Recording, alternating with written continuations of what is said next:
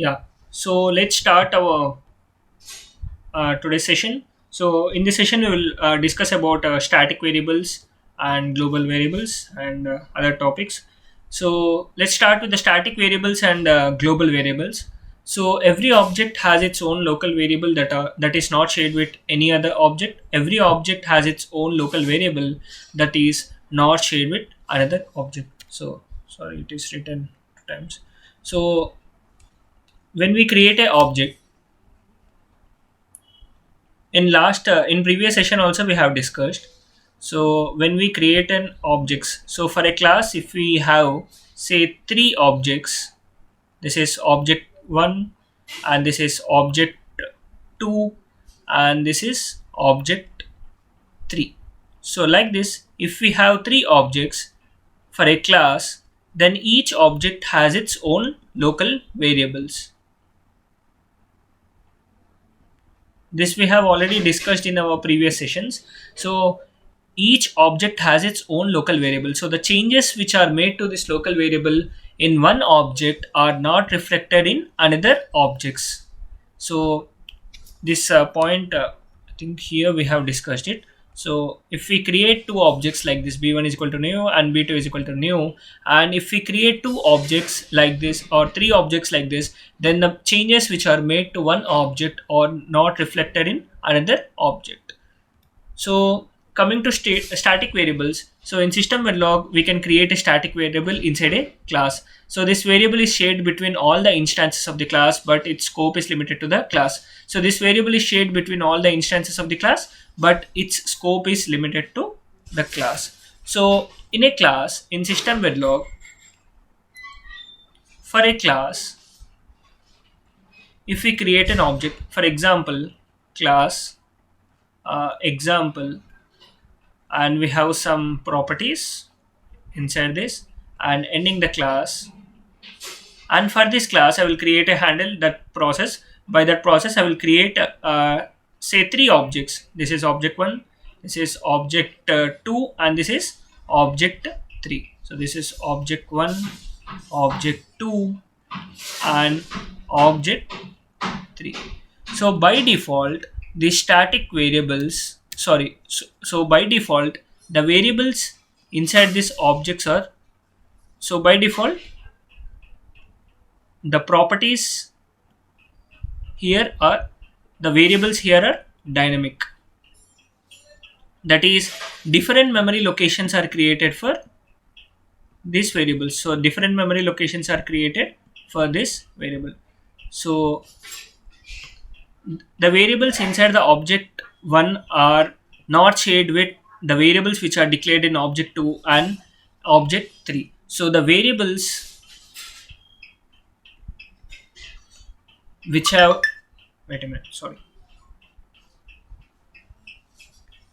So the variables are not shared between different objects. So object 1 have its own set, its own local copy, and object 2 has its own local copy, and object 3 has its own local copy. So the changes which are made to this property are not reflected between the object 2 and object 3, because this object 2 and object 3 are not pointing to the variables which are stored in object 1. They have their own local variables. They have their own local variables. They are not pointing to the variables inside the object 1.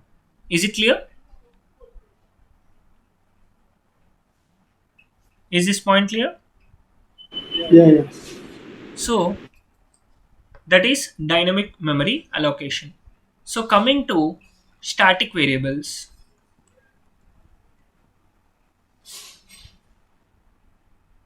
if we declare any variables as static inside a class, so if we declare any variables as static inside a class, static variable,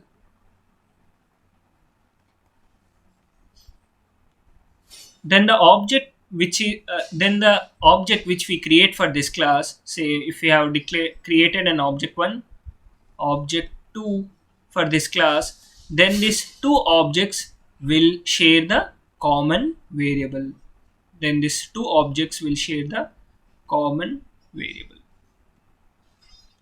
So if we declare any static variables inside a class, then and if we create any object for this class, if we create two objects for this class, then these two objects will share the common variables. That is, changes which are made to the variable by object 1 are reflected in object, or the changes which are made in the object 2 are reflected in object 1. That is, the variable is being shared between object 1 and object 2. This is the concept of static variables. So if we declare any variable as static, so that variable will be shared between the both objects, that is object 1 and object 2. If we not declare any variable as static, so by default it will be dynamic in nature.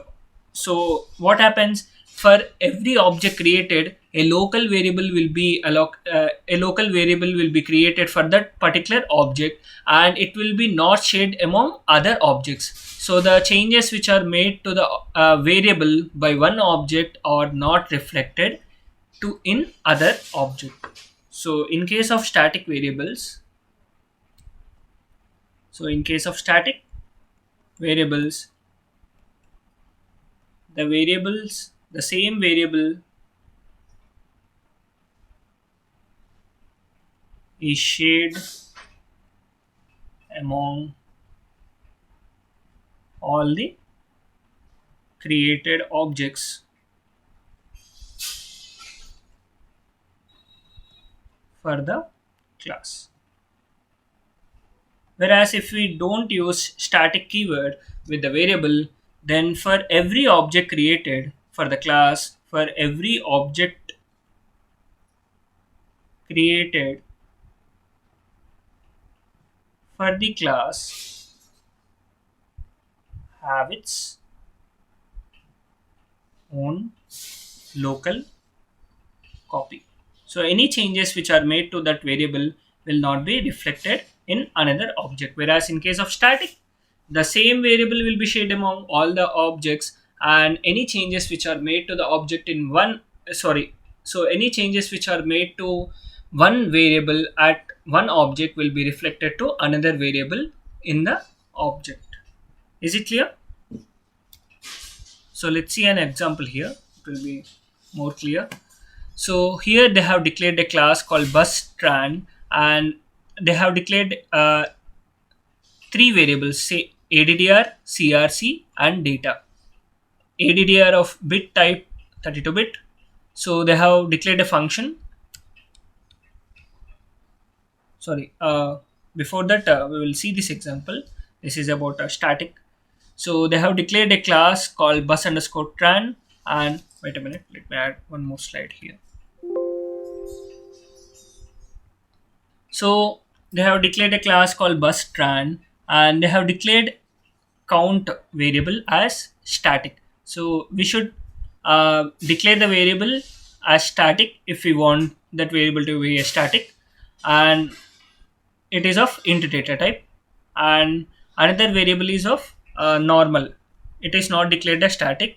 So there are two variables declared inside our class. One is called count, which is of static data type. They have particularly mentioned it as static, and another variable called id. It is not declared as static. So so unique local copy will be created for each object. In case of static, each object will share this common variable. So we have declared a function new, and id is equal to count plus plus, and in the function and class. So count plus plus will be given to id. For every function call, it will increment and it will be allocated to id. So now they have created two handles for this class. B1 and B2 are the two handles, and they have created two objects, B1 and B2, by giving B1 is equal to new. So B1 is equal to new means it will create an object. So B1 handle will point towards this object. So this object will store the variables count So count and id. So id is a local copy created by the object b1, and count will be a common copy between all the objects created. So here they have created two objects. So b2 is equal to new, that is a new object will be created b2 like this, and a local copy id will be created like this. And coming to count, it will point to the same variable which the object b1 is pointing towards. So no separate copy will be created for count, the same which is pointing by b2. So b1 and b2 objects will point towards the same variable count. So any changes which are made to the count by object b1 will be reflected in the object b2, or any changes which are made by the object b2 or by the handle b2 will be reflected in the object b1. And we are displaying uh, second id is equal to percentage d, count is equal to percentage b, b2 dot id, b1 dot count. So here when we create b1 is equal to new, so when we create b1 is equal to new like this, then the object will be created and the function will be called. Here the initial value of count is equal to 0. Remember this, the initial value of count is equal to 0, and we are creating the object. So when we create the object, we have also declared the function, so this function will also be called. So when we create this object, the function will be called, function new will be called. So we have already discussed in our previous session. So this new constructor will act in two ways. First way will work in two ways. So it can also create an object and it can also call a function which is declared inside the class. It has two roles. So here it will create an object as well as it is calling the function which is created inside the class. So inside this function, it is written as id is equal to count plus plus. So the default value, initial value of count is equal to 0. So the count will be equal to 1. So id will be equal to 1. So what will be the values of id and count stored in b1? Any guess? What is the value of id? Id is equal to 1 and count is equal to 1 in the object b1. So when we display it, so if we write a one display statement,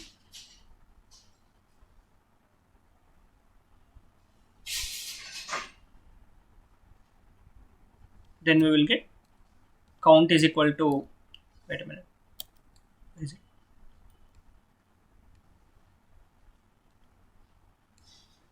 Yeah, id is equal to 1 and count is equal to 1. And when we create an object for b2, then what happens? An object will be created for b2, and here id will be equal to count plus plus. Now what is the value of count? Any guess? And id?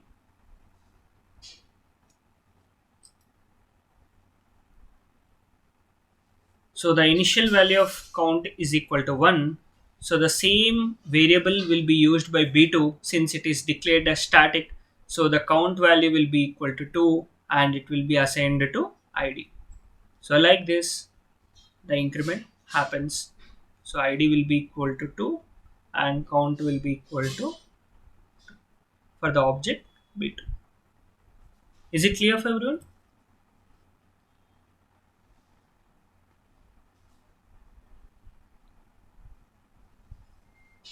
Is this clear?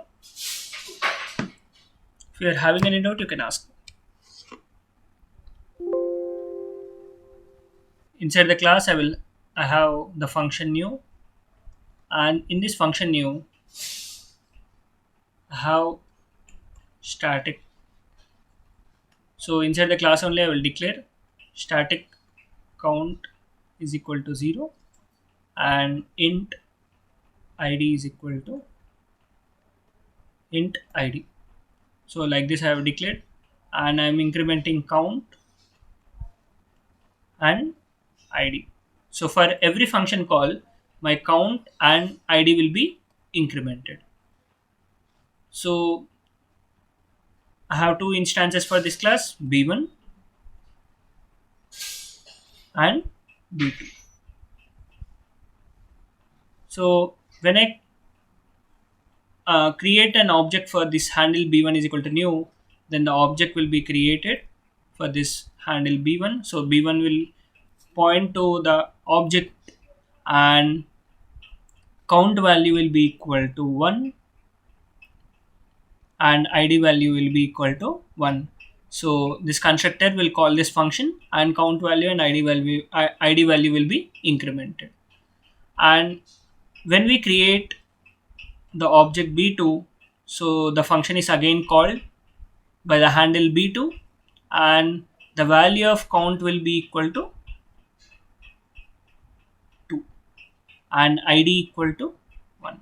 Since both objects b1 and b2 are pointing towards the same variable count, since it is declared as static, and id is not declared as static, so every object has its own local copy, and it will increment its own local copy only. So that's why id is equal to 1 and count is equal to 2. Is it clear for everyone? Is this okay?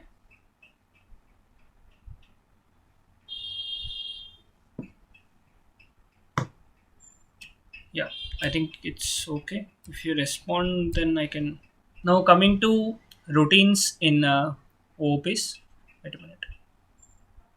So we have another topic called class routines.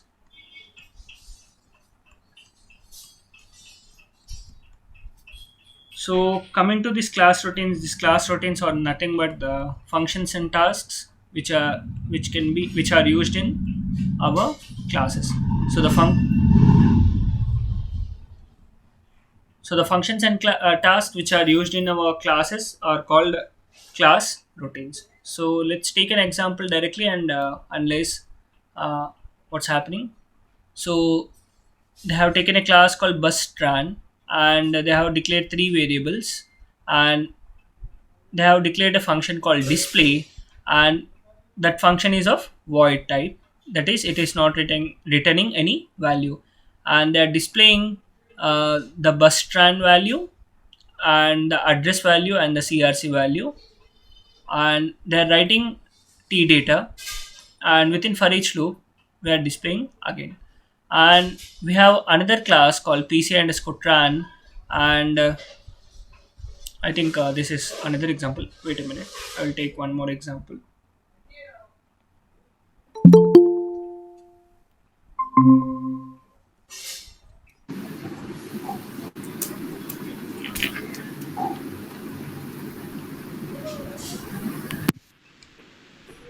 Yeah, so in another class which is called pc underscore tran, they have declared two variables, addr and data, and they have one function called display and displaying all the variables. So they have declared the handle for bus tran as b and pc underscore tran as pc, and they are calling the function. Sorry, first they are creating the object and they are calling the function. So basically, this example shows how to call a function which is declared inside the class. So for example, if we have a class called say sum underscore ex, and we have two variables, int a and int b, and if we have a function called void display. So if we use void, then there is no return value for this function, and inside this function we are just displaying the values of a is equal to percentage d and b is equal to percentage d comma a comma b, and ending the function. So I will declare a is equal to 5 and b is equal to 6. And we have another class called this is display 1 underscore example, and another class called display 2 underscore example. So inside this, can you mute your microphone?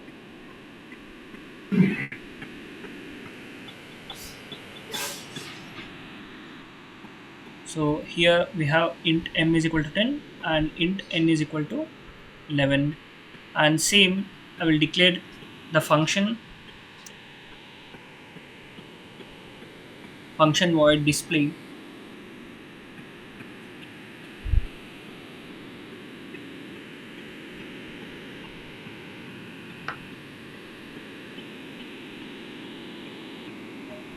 dollar display. I will display the statements. थोड़ा charger लेते हैं ना लगा दें. Vinay, can you please mute your mic? The value of m comma n is percentage d comma m comma n, and ending the function and ending the class. So like this, I have declared two classes, and I can create the handle for the two classes. So display 1 underscore ex p